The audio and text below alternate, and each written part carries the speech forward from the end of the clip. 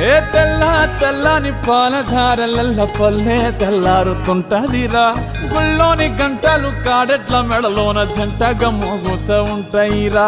నాగలి భుజాన పెట్టుకుంటే దోస్తులు చెయ్యేసినట్టేరా కొట్టు గోదా పక్కన ఉంటే కొండంత బలగం ఉన్నట్టురా చల్లగాలి మోసుకొచ్చెరా సేను శిలకల ముచ్చట్లు